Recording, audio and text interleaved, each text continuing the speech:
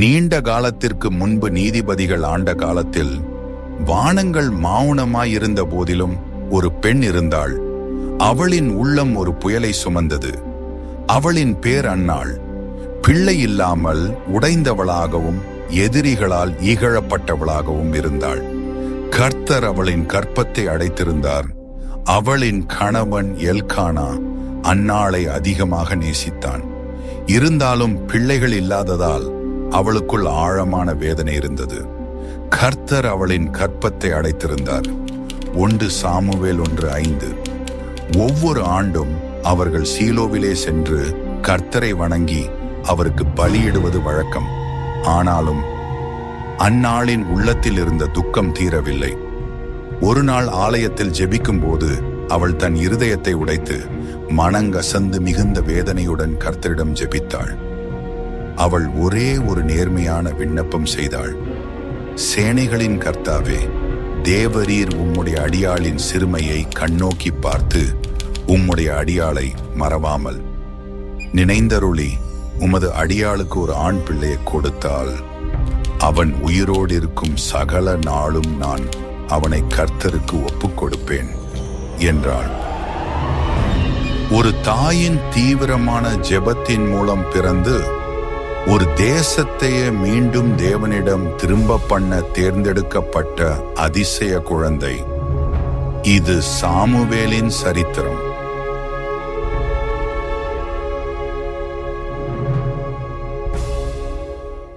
அன்னாளின் ஜெபம் நேர்மையால் நிரம்பியது. அதனால் தேவன் அவளது அழுகையை கேட்டார். அவள் ஜெபிக்கும் போது ஆசாரியனாகிய ஏலி அவளது உதடுகள் நகருவதை கவனித்துக் கொண்டிருந்தார். ஆனால் எந்த சத்தமும் கேட்கவில்லை. அவர் தவறாக அவளை மதுவில் மயங்கினவளாக எண்ணி கண்டித்தார். ஆனால் அன்னாள் பதிலளித்தாள், அப்படியல்ல என் ஆண்டவனே, நான் மிகவும் துயருற்ற ஒரு பெண். திராட்சரசம் அல்லது மது எதையும் நான் குடிக்கவில்லை. நான் என் ஆத்துமாவை கர்த்தரிடம் ஊற்றிக் கொண்டிருந்தேன் என்றாள்.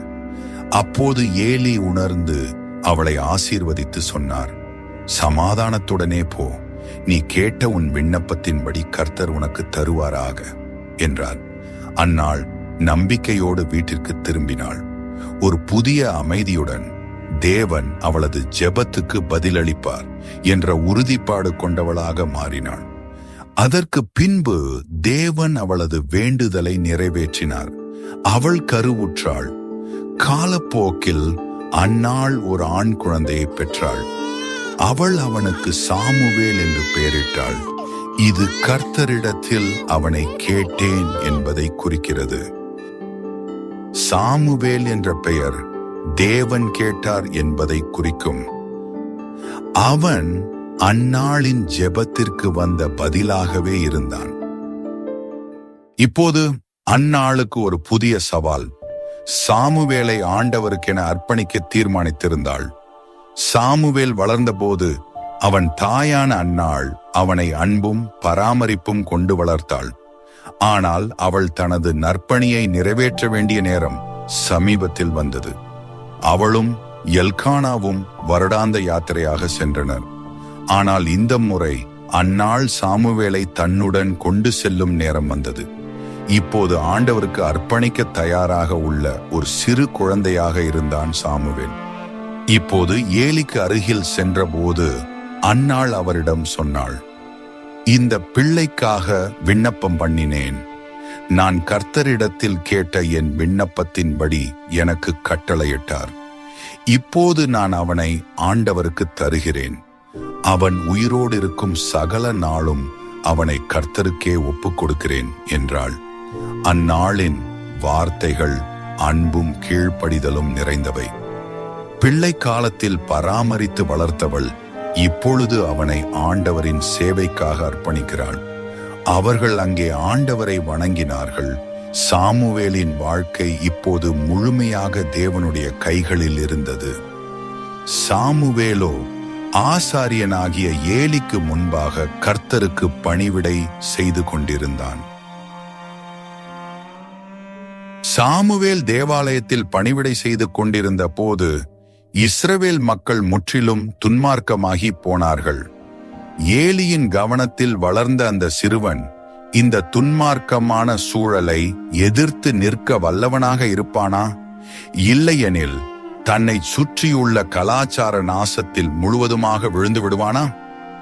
ஏலியின் பாதையில் அவன் செல்லுவானா அல்லது உயர்ந்த ஒரு அழைப்பிற்காக எழுவானா? தொடர்ந்து பார்ப்போம்.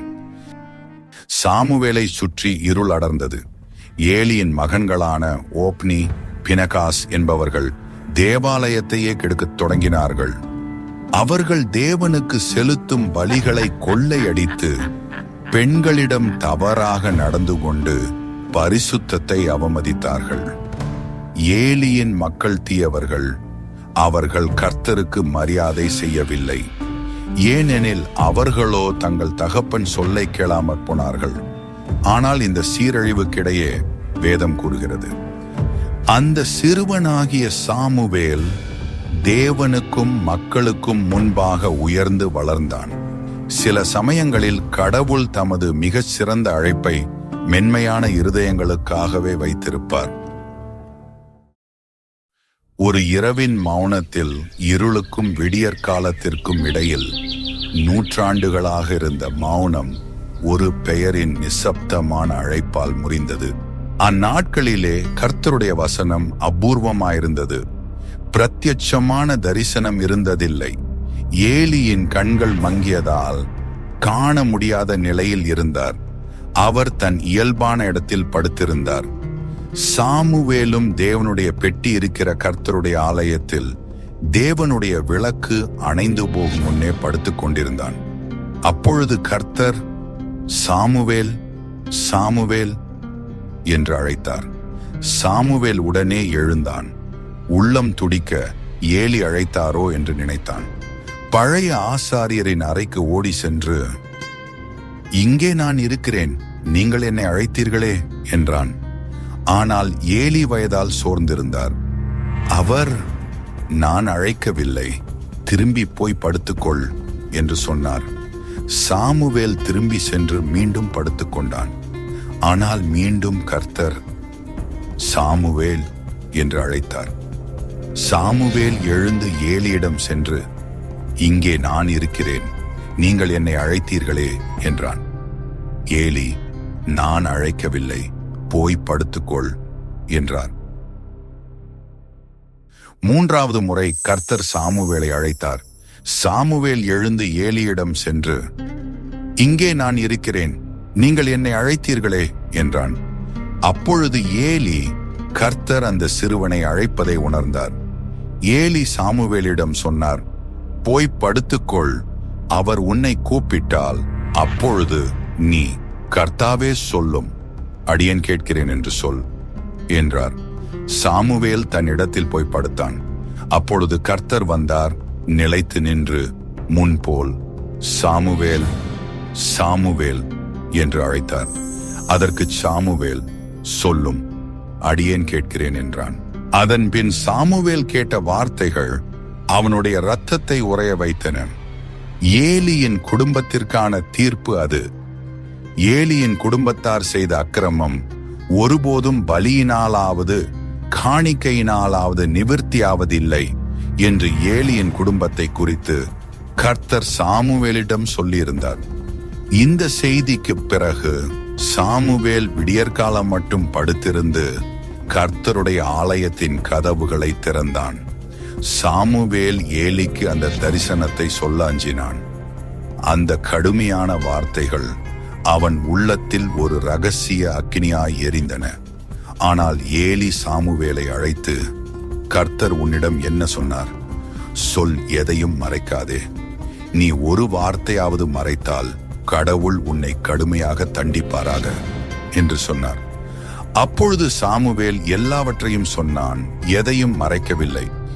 ஏலி பதிலாக, அவர் கர்த்தர், அவர் என்ன நினைக்கிறாரோ அதையே செய்யட்டும் என்றார். இவ்வாறு தேவாலயத்தை பராமரித்த அந்த சிறுவன் இஸ்ரவேலின் தீர்க்க தரிசன வார்த்தையை கையில் ஏந்தினான். இதைத் தொடர்ந்து சாமுவேல் இஸ்ரவேலின் துடிப்பான தீர்க்கதரிசியாக உயர்ந்தார். ஆனால் பாவம் தேசத்தை சுற்றியிருந்தது. இஸ்ரவேலருக்கும் பெலிஸ்தருக்கும் இடையில் யுத்தம் நடக்க வேண்டிய காலம் வந்தது. இஸ்ரவேலின் முதல் மோதல் பேரழிவாக முடிந்தது. பயம் அவர்களின் முகாமை ஆட்கொண்டது. அப்போது ஒருவன் கூச்சலிட்டான், சீலோவில் இருந்து உடன்படிக்கை பெட்டியை எடுத்து வருவோம், அது நம்மை எங்கள் எதிரிகளின் கையில் இருந்து காப்பாற்றும். கர்த்தருடைய உடன்படிக்கை பெட்டியை பாளையத்திற்கு கொண்டு வாருங்கள் என்றார்கள். உடனே ஓப்னியும் பினெகாசும், தேவாலயத்தை கெடுத்த அக்கிரமமான ஆசாரியர்கள், கர்த்தருடைய பெட்டியை போர்க்களத்துக்கு கொண்டு வந்தார்கள். மக்கள் பதட்டத்தில் அதை ஒரு மாய மந்திர பெட்டியாய் எண்ணினார்கள். உடன்படிக்கை பெட்டி முகாமிற்கு வந்த போது மாபெரும் முழக்கம் பூமியை அதிர வைத்தது. ஆனால் பெலிஸ்தருடன் நடந்த யுத்தத்தில் இஸ்ரவேல் தோற்றது. இஸ்ரவேல் தாங்கள் வெற்றி பெறப் போகிறோம் என நம்பினார்கள். ஆனால் இஸ்ரவேலுக்கு 30,000 காலாட்படை வீரர்கள் கொல்லப்பட்டார்கள். தெய்வத்தின் உடன்படிக்கை பெட்டி கைப்பற்றப்பட்டது. ஏலியின் 2 மகன்களான ஓப்னியும் மற்றும் பினெகாஸ் இருவரும் கொல்லப்பட்டனர். அப்போது ஒரு மனிதன் நகரத்துக்குள் ஓடி ஏலியிடம் விரைந்து சென்று நடந்ததை சொன்னான். ஏலி 98 வயதாயிருந்தார். பார்வை இழந்திருந்ததால் காண முடியவில்லை. அவன் ஏலியிடம் கூறினான், இஸ்ரவேல் பெலிஸ்தரிடம் தோற்று போனது. உம்முடைய 2 மகன்களான ஓப்னி, பினெகாஸ் இருவரும் இறந்தனர். மேலும் தேவனுடைய உடன்படிக்கை பெட்டி கைப்பற்றப்பட்டுள்ளது என்றான். தேவனுடைய பெட்டி குறித்து அவர் கூறியவுடன் ஏலி வாசல் அருகே இருக்கின்ற நாற்காலியில் இருந்து பின்னால் விழுந்தார். அவருடைய கழுத்து முறிந்தது. அவர் இறந்து போனார். பினெகாசின் மனைவி பிள்ளை பெற்றவுடன் மகிமை இஸ்ரவேலை விட்டு போயிற்று என்று சொல்லி அந்த பிள்ளைக்கு இக்கப்போத் என்று பெயரிட்டாள். அவளும் இறந்து போனாள். இவைகளுக்கு நடுவே ஒரு தீர்க்கதரிசி இன்னும் நிலைத்திருந்தார். அவர் மூலம் சிதைந்த இடங்கள் மீண்டும் எழுமென்கிற நம்பிக்கை இருந்தது. கர்த்தரின் உடன்படிக்கை பெட்டி பகைவர்களின் கைகளில் சென்றது. அது சென்ற இடமெல்லாம் அவர்களுக்கு அழிவை ஏற்படுத்தியது. பெலிஸ்தியர் அந்த பெட்டியை தாகோன் விக்கிரக ஆலயத்துக்குள் கொண்டு சென்றார்கள் மற்றும் பெட்டியை தாகோனின் அருகே வைத்தார்கள். அஸ்தோத்தூர் மக்கள் மறுநாளில் காலையில் எழுந்தபோது தாகோன் கர்த்தரின் பெட்டிக்கு முன் தரையில் முகம் தாழ்ந்து முகங்குப்புற விழுந்து கிடந்தது. அவர்கள் தாகோனை எடுத்து மீண்டும் அதன் இடத்தில் நிறுத்தினார்கள். ஆனால் அடுத்த நாள் மீண்டும் தாகோன் கர்த்தருடைய பெட்டிக்கு முன்பாக தரையிலே முகங்குப்புற விழுந்து கிடந்ததுமல்லாமல் தாகோனின் தலையும் அதன் 2 கைகளும் வாசற்படியின் மேல் உடைப்பட்டு கிடந்தது. கர்த்தரின் பெட்டி அவர்களிடத்தில் இருந்தபோது அது அவர்களது தேசத்தில் மூலவியாதி, தொற்று நோய்கள், பயம் ஆகிய தண்டனை கொண்டு வந்தது. இறுதியில் பெலிஸ்தியர்கள் மிகவும் பயந்து அதை திரும்ப இஸ்ரவேலுக்கு அனுப்பினார்கள். 20 ஆண்டுகள் இஸ்ரவேல் அலைந்து திரிந்தது சிந்தனையற்றவையாகவும் விசுவாசமற்றவையாகவும் இருந்தது. பின்னர் அவர்கள் நடுவே ஒரு குரல் எழுந்தது. அதான் சாமுவேல். ஏலியின் வீட்டாரெல்லாம் மறைந்த பின் சாமுவேல் தீர்க்கதரிசியாக எழுந்தார். கடவுள் அவரை வல்லமையாக பயன்படுத்தினார். அப்போது சாமுவேல் இஸ்ரவேலருக்கெல்லாம் சொன்னார், உங்கள் முழு இருதயத்தோடும் கர்த்தரிடம் திரும்ப விரும்பினால் பிற நாடுகளின் தேவர்களையும் அஸ்திரோத்தையும் விட்டுவிடுங்கள். உங்கள் இருதயங்களை கர்த்தருக்கு அர்ப்பணித்து அவருக்கே சேவையாற்றுங்கள். அப்பொழுது அவர் பெலிஸ்தியரின் கைகளிலிருந்து உங்களை மீட்பார் என்றார். அதனால் இஸ்ரவேலர் பிற நாடுகளின் தேவர்களையும் பாகால்களையும் அஸ்தரோத்தையும் விட்டு கர்த்தருக்கே சேவையாற்றினார்கள். பின்னர் சாமுவேல் சொன்னார், இஸ்ரவேலரை மிஸ்பாவில் கூட்டுங்கள், நான் உங்களுக்காக கர்த்தரிடம் மன்றாடுவேன் என்றார். இஸ்ரவேல் ஜனங்கள் மிஸ்பாவில் கூடியிருப்பதை பெலிஸ்தியரின் அரசர்கள் கேள்வியுற்றனர். அவர்கள் வந்து தாக்க திட்டமிட்டனர். இதனால் இஸ்ரவேலர் பயந்தார்கள். அப்போது சாமுவேல் தகன பலியாக செலுத்தி இஸ்ரவேலுக்காக கர்த்தரை நோக்கி வேண்டிக் கொண்டான். கர்த்தர் அவனுக்கு மறுமொழி அருளிச் செய்தார். அவர் மன்றாடினார், வானம் பதிலளித்தது. பயங்கர இரைச்சலோடு இடியொலி எழுந்தது. அது பிலிஸ்தரின் படையினரை குழப்பத்தில் ஆழ்த்தியது. இஸ்ரவேல் மக்கள் திடீரென முன்னேறி தங்கள் பகைவர்களை எளிதாக தோற்கடித்தார்கள். அந்த நேரத்தில் சாமுவேல் ஒரு கல்லை எடுத்து மிஸ்பாவுக்கும் சேணுக்கும் நடுவாக நிறுத்தி அதற்கு எபெனேசர் என பெயரிட்டார். இம்மட்டும் கர்த்தர் எங்களுக்கு உதவி செய்தார் என்று அர்த்தம். சாமுவேலின் தலைமையில் இஸ்ரவேல் தழைத்தது. பெலிஸ்தியர்களான எதிரி அடக்கப்பட்டார்கள். அம்மோரியர்கள் சமாதானத்தை நாடினார்கள். நியாயம் நாடு முழுவதும் ஒரு ஆற்றைப் போல ஓடியது. சாமுவேல் ஆண்டாண்டுகள் நகரம் நகரமாக மக்கள் மக்களாக நியாயம் வழங்கினார். ராமாவில் அவர் குடியிருந்த போது ஒரு பலிபீடத்தை அமைத்தார். எப்போதும் கடவுளே ஆட்சியாளராக இருக்கிறார் என்பதற்கான சின்னமாக. முன்பு பாவத்தால் பாழடைந்த அந்த நிலம் இப்போது பயிர்களை தந்தது. ஒரு தலைமுறைக்கேற்ப இஸ்ரவேல் கர்த்தரை நினைத்துக் கொண்டிருந்தது. சில காலங்கள் இஸ்ரவேல் ஜனங்கள் கர்த்தரை நினைத்தனர். காலங்கள் நகர்ந்தன. ஆனால் விரைவில் அவர்கள் மனங்கள் மாறின. மக்கள் கிசுகிசுக்க ஆரம்பித்தனர். கடவுளின் தீர்க்கதரிசியான சாமுவேல் அவர்களை நன்றாக வழிநடத்தினார். அவருடைய குரல் தெய்வீக சக்தியுடன் எதிரொலித்தது. ஆனால் அவருடைய தலைமுடி வெண்மை அடைந்து அவரின் நடை மந்தமான போது மக்கள் அமைதியற்றவர்களாக ஆனார்கள். சாமுவேலின் பிள்ளைகள் அவரைப் போல அல்ல, அவர்கள் நீதியை விற்றனர், ஊழல்வாதிகளாக இருந்தனர். எனவே பெரியவர்கள் அவரிடம் ஒரு துணிச்சலான கோரிக்கையுடன் வந்தனர். மற்ற நாடுகளைப் போல எங்களுக்கும் ஒரு ராஜா வேண்டும், ராஜா வேண்டும் என்று முறையிட்டனர். சாமுவேலின் மனம் வருந்தியது. ஆனால் கர்த்தர் சாமுவேலிடம் சொன்னார், உன்னை அல்ல, இந்த ஜனங்கள் என்னை தள்ளிவிட்டார்கள் என்றார். இருந்த போதிலும் தேவன் சொன்னார், அவர்கள் கேட்டதை கொடு. ஒரு ராஜா இருந்தால் அவன் உங்களின் பிள்ளைகளை யுத்தத்திற்கு அழைப்பான், உங்கள் மகள்களை அடிமைகளாக்குவான், உங்கள் நிலங்களை பறிப்பான் என்று எச்சரித்தார். ஆனால் மக்கள் மேலும் கூச்சலிட்டனர், எங்களுக்கு ஒரு ராஜா வேண்டும். அப்பொழுது தேவன் சவுலை தேர்ந்தெடுத்தார். உயரமானவர், வலிமையானவர், அழகானவர். காடுகளில் கழுதைகளை தேடிய போது அவரை கண்டுகொண்டார் தேவன். சாமுவேல் அவரை அபிஷேகம் செய்தார். ஆரம்பத்தில் சவுல் நன்றாக ஆண்டார். ஆனால் சில வருடங்களில் கிரீடத்தின் கீழ் பயம், பெருமை, சுயநலம், பொல்லாத ஆவி மற்றும் கீழ்ப்படியாமை அவருக்குள் வந்தது. சவுல் கடவுளை எதிர்த்த போது சாமுவேல் துக்கத்துடன் அதிகாரமாய் சொன்னார், சவுலே, நீ கர்த்தரை தள்ளிவிட்டாய், புறக்கணித்தாய், அதனால் கர்த்தர் உன்னை நிராகரித்து விட்டார் என்றார். பின்னர் ஒரு புதிய பணியை தேவன் சாமுவேலுக்கு கொடுத்தார். கடவுள் சாமுவேலை பெத்லகேம் ஊரானாகிய ஈசாயிடம் அனுப்பினார். ஈசாயின் மகன்களில் ஒரு சிறுவன் இருந்தான். அவன் மறக்கப்பட்டவனாய் வயல்களில் ஆடுகளை மேய்த்துக் கொண்டிருந்தான். கர்த்தர் சொன்னார், இவன்தான். சாமுவேல் அவனை அபிஷேகம் செய்தார். அவன்தான் தாவீது. அந்த நாளிலிருந்து தேவ ஆவியானவர் தாவீதின் மேல் வலிமையாக இறங்கினார். ஆனால் சவுலின் பொறாமை வளர்ந்தது. தாவீது ஓடிப்போய் நாயோத் என்ற அமைதியான இடத்தில் சாமுவேலை கண்டார். அங்கே சாமுவேலோடே இருந்தார்.